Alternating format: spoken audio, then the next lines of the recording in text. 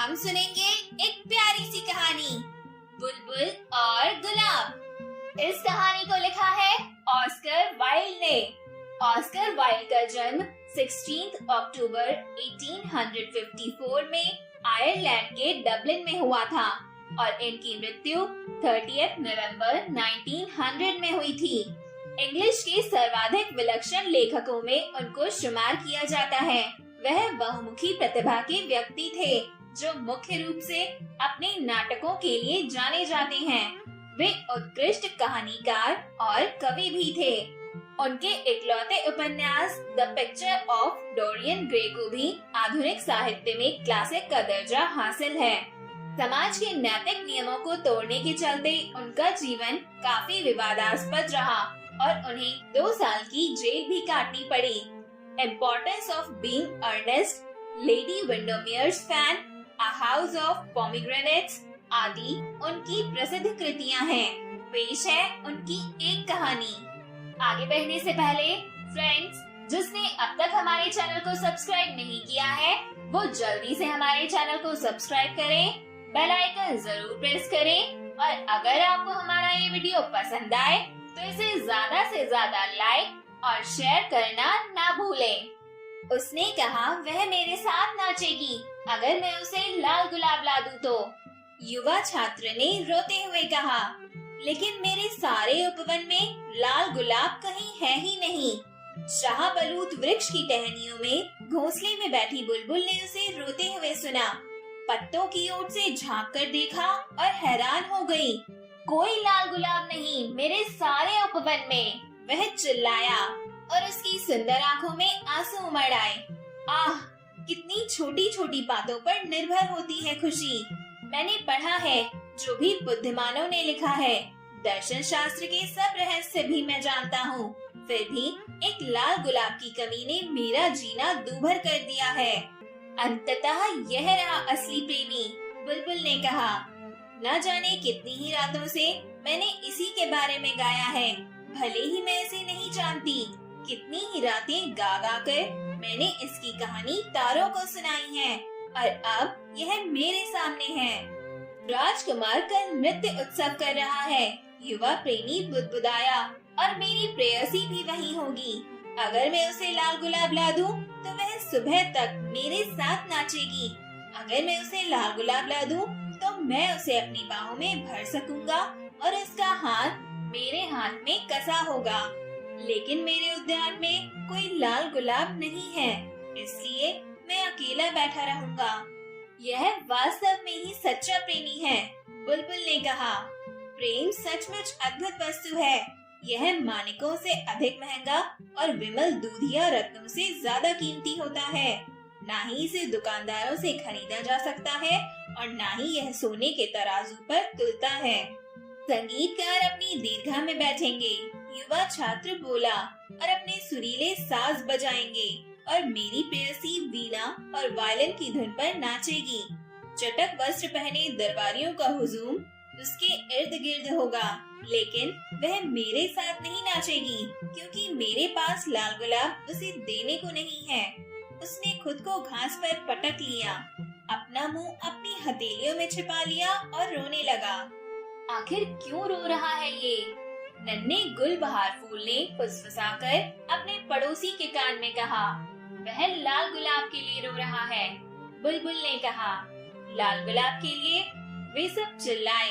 कितना बड़ा मजाक है यह। और हरी छिपकली जो जरा दोषदर्शी थी, जोर से हंस दी। लेकिन बुलबुल जानती थी छात्र के दुख का रहस्य। वह शाहबलूत वृक्ष पर चुपचाप बैठी प्रेम के रहस्य के बारे में सोच रही थी। अचानक उसने उड़ान के लिए अपने पर खोले और ऊंचे आकाश में उड़ने लगी। घास वाले प्लॉट के ठीक बीच में बहुत सुंदर गुलाब का पौधा था। पौधे को देख बुलबुल उसकी एक टहनी पर बैठ गई। मुझे एक लाल गुलाब दे दो, वह चिल्लाई, और बदले में मैं तुम्हारे लिए अपना सबसे मधुर गीत गाऊंगी। लेकिन पौधे ने इनकार में अपना सिर हिला दिया। मेरे गुलाब सफेद हैं, उसने कहा, समुद्र के फेन की तरह, पहाड़ों पर जमी बर्फ से भी सफेद। लेकिन तुम मेरे भाई के पास जाओ जो धूप घड़ी के पास उगा है। बुलबुल धूप घड़ी के पास उगे गुलाब के पौधे के पास गई। मुझे एक लाल गुलाब दे दो और बदले में मैं तुम्हारे लिए अपना सबसे मधुर गीत गाऊंगी। वह चिल्लाई। मेरे गुलाब पीले हैं, उत्तर मिला। लेकिन तुम छात्र की खिड़की के नीचे उगे मेरे भाई के पास जाओ, जो शायद तुम्हारी इच्छा पूरी कर दे। बुलबुल छात्र की खिड़की के नीचे उगे गुलाब के पौधे के पास गई। मुझे एक लाल गुलाब दे दो और बदले में मैं तुम्हारे लिए अपना सबसे मधुर गीत गाऊंगी। लेकिन उस पौधे ने भी इनकार में अपना सिर हिला दिया। मेरे गुलाब लाल हैं, उसने कहा, लेकिन सर्दी ने मेरी शिराओं को जमा दिया है, कोहरे ने मेरी पंखुड़ियां दबा ली हैं और तूफान ने मेरी टहनियां तोड़ दी हैं और अब सारा साल मुझ पर गुलाब नहीं खिलेंगे। लेकिन मुझे तो बस एक लाल गुलाब चाहिए। बुलबुल चिल्लाई। बस एक लाल गुलाब? क्या कोई उपाय नहीं कि मुझे एक लाल गुलाब मिल सके? उपाय है, लेकिन इतना भयानक कि तुम्हें बताने का साहस मुझ में नहीं है। अगर तुम्हें गुलाब चाहिए तो तुम्हें इसे चांदनी रात में संगीत से रचना होगा और अपने हृदय के रक्त से इसे सींचना होगा। रात भर तुम्हें मेरे लिए गाना होगा, कांटे को तुम्हारे दिल में धंस जाना होगा, तुम्हारे रक्त को मेरी धमनियों में बहकर मेरा हो जाना होगा। पौधे ने कहा। लाल गुलाब के लिए मृत्यु एक बड़ा सौदा है, बुलबुल ने कहा, और जीवन सबको प्रिय है।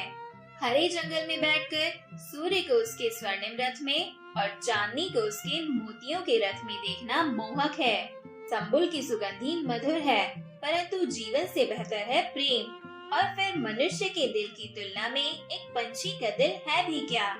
उसने अपने भूरे पंख उड़ान के लिए फैलाए और हवा में उड़ गई। युवा छात्र अभी भी घास पर ही लेटा हुआ था, जहाँ बुलबुल उसे छोड़कर गई थी। खुश हो जाओ, तुम्हें मिल जाएगा तुम्हारा लाल गुलाब, बुलबुल ने कहा।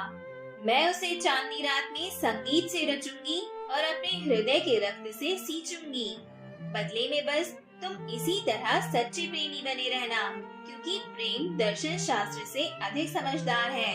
छात्र ने घास से ऊपर सिर उठाकर देखा, सुना भी, लेकिन समझ नहीं पाया बुलबुल उससे क्या कह रही थी, क्योंकि वह तो सिर्फ किताबों में लिखी बातें ही समझ पाता था।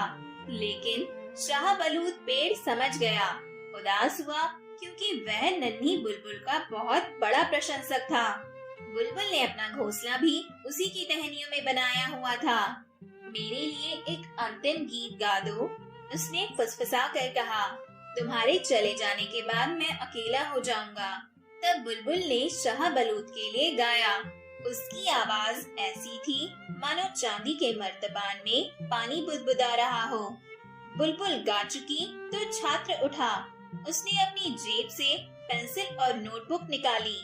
इसके पास रूप विधान तो है, इस बात से इनकार नहीं किया जा सकता, लेकिन क्या इसके पास संवेदना भी है? मुझे डर है शायद नहीं होगी। वास्तव में वह भी अधिकांश कलाकारों की ही तरह है। उसके पास केवल शैली है, लेकिन हार्दिकता रहित। वह दूसरों के लिए बलिदान नहीं देगी। वह केवल संगीत के बारे में सोच सकती है, और सब जानते हैं कि कलाएं स्वार्थी होती हैं। और वह अपने कमरे में जाकर बिस्तर पर लेट गया और अपनी प्रेयसी को याद करने लगा। काफी देर बाद वह सो गया, और जब चांद आकाश में चमक उठा, बुलबुल उड़कर गुलाब के पौधे पर जा बैठी और उसने कांटे से अपना वक्ष सटा दिया। सारी रात वह कांटे से अपना वक्ष सटाए गाती रही। ठंडा बिलौरी चांद नीचे झुकाया और उसे गाते हुए सुनता रहा। सारी रात वह गाती रही और कांटा उसके सीने में गहरे से गहरा धंसता गया और उसका जीवन रक्त उससे दूर बह चला। उसने गाया सबसे पहले लड़की और लड़के के दिल में प्रेम उपजने के बारे में, परंतु पौधे ने चिल्लाकर बुलबुल से कहा कि वह अपने वक्ष में कांटे को जोर से भींच ले। जोर से भींचो नन्ही बुलबुल, और जोर से, इससे पहले कि गुलाब पूरा होने से पहले दिन हो जाए। बुलबुल ने कांटे को और भी जोर से भींच लिया। उसके गाने की आवाज ऊंची से ऊंची होने लगी, क्योंकि वह पुरुष और स्त्री की आत्मा में चाहत के जन्म लेने के बारे में गा रही थी। और गुलाब की पत्तियों में हल्की सी गुलाबी रंगत आ गई, परंतु कांटा अभी बुलबुल के सीने में धंसा नहीं था, इसलिए गुलाब का हृदय अभी श्वेत ही था, क्योंकि केवल बुलबुल के हृदय का रक्त ही गुलाब के हृदय को गहरा रक्तम लाल कर सकता है। और पौधे ने चिल्लाकर बुलबुल से कहा कि वह अपने वक्ष में कांटे को जोर से भींच ले। इसलिए बुलबुल ने कांटे को पूरे जोर से भींच लिया और कांटे ने उसके हृदय को छलनी कर दिया। बुलबुल की दर्द भरी एक तेज चीख निकली। प्रचंड हो गया उसका गायन, क्योंकि वह मृत्यु से संपूर्ण होने वाले प्रेम के बारे में गा रही थी, उस प्रेम के बारे में जो कब्र में जाकर भी जीवित रहता है। और वह अद्भुत गुलाब रक्तम हो गया, पूर्वी आकाश सा। लेकिन बुलबुल की आवाज हल्की पड़ गई, फड़फड़ा उठे उसके नन्हे पंख और उसकी आंखों में एक परत सी आ गई। मध्यम होता गया उसका गायन, अवरुद्ध होने लगा उसका कंठ और फिर उसने अपने संगीत की अंतिम स्वर लहरी बिखेर दी। चांद से सुनकर उषा को भूल गया और आकाश में जमा रहा। लाल गुलाब ने इसे सुना, आनंदातिरेक में कांप उठा और अपनी पंखुड़ियां सुबह की ठंडी हवा के लिए खोल दी। देखो देखो, पौधे ने कहा, गुलाब अब संपूर्ण हो चुका है। परंतु बुलबुल ने कोई उत्तर नहीं दिया, क्योंकि वह लंबी घास में मृत पड़ी थी। उसके दिल में कांटा चुभा हुआ था। और दोपहर को छात्र ने अपनी खिड़की खोलकर बाहर देखा। कितना भाग्यशाली हूँ मैं, वह चिल्लाया। यह रहा गुलाब। अपने जीवन में मैंने तो इतना सुंदर गुलाब नहीं देखा। और उसने झुककर गुलाब तोड़ लिया। हैट पहने, लाल गुलाब हाथों में लिए वह प्रोफेसर के घर की ओर भागा। प्रोफेसर की बेटी रील पर नीला रेशमी धागा लपेटते हुए दरवाजे में बैठी थी और उसका छोटा सा कुत्ता उसके पास बैठा था। तुमने कहा था तुम मेरे साथ नाचोगी अगर मैं तुम्हें लाल गुलाब ला दूं तो, छात्र चिल्लाया। यह रहा विश्व का सबसे अधिक लाल गुलाब। तुम इसे अपने दिल के बिल्कुल पास सजाओगी और जब हम नाचेंगे तब मैं तुम्हें बताऊंगा कि मैं तुम्हें कितना प्यार करता हूँ। लेकिन लड़की ने भ्रुकुटी तान ली। लेकिन यह तो मेरी पोशाक से मेल ही नहीं खाता और प्रबंधक के भतीजे ने मेरे लिए कुछ असली मणियां भिजवाई हैं और सब जानते हैं कि मणियां फूलों से ज्यादा कीमती होती हैं। मैं कसम खाकर कहता हूँ कि तुम बहुत कृतज्ञ हो, छात्र ने नाराज होकर कहा और फूल को गली में फेंक दिया। कृतज्ञ? लड़की ने कहा, तुम कितने अशिष्ट हो और फिर तुम हो भी कौन? बस एक छात्र। मुझे क्यों तुम पर विश्वास नहीं है? भले ही तुम्हारे जूतों में चांदी के बक्कल्स हैं, लेकिन वे तो प्रबंधक के भतीजे के जूतों में भी हैं। और वह अपनी कुर्सी से उठकर घर के भीतर चली गई। प्रेम भी कितनी हास्यास्पद चीज है, छात्र ने कहा और वहाँ से चल दिया। वास्तव में प्रेम अव्यावहारिक है और आज के युग में व्यावहारिक होना ही सब कुछ है। मैं फिर दर्शन शास्त्र और तत्व मीमांसा का अध्ययन ही करूँगा। अपने कमरे में लौटकर उसने एक बड़ी सी धूल सनी किताब निकाली और पढ़ने लगा। फ्रेंड्स, इस तरह हमारी आज की ये कहानी भी यहीं पर खत्म होती है और इस कहानी से हमें यह पता चलता है कि प्यार एक बहुत ही खूबसूरत और प्रेशियस इमोशन है। लेकिन आज के इस प्रैक्टिकल वर्ल्ड में पैसे की चकाचौंध के आगे प्यार अपने वास्तविक मायने खोता जा रहा है। ऐसे में जो लोग बुलबुल की तरह ही प्यार के वास्तविक अर्थ को समझते हैं, वो उसके लिए किसी भी हद तक जाने को तैयार रहते हैं। दोस्तों, इसे ही तो सच्चा प्यार कहते हैं। और अब बारी है मेरी सुंदर सी सोच की। जिंदगी में अच्छे लोगों की तलाश मत करो, खुद अच्छे बन जाओ। शायद आपसे मिलकर किसी की तलाश पूरी हो।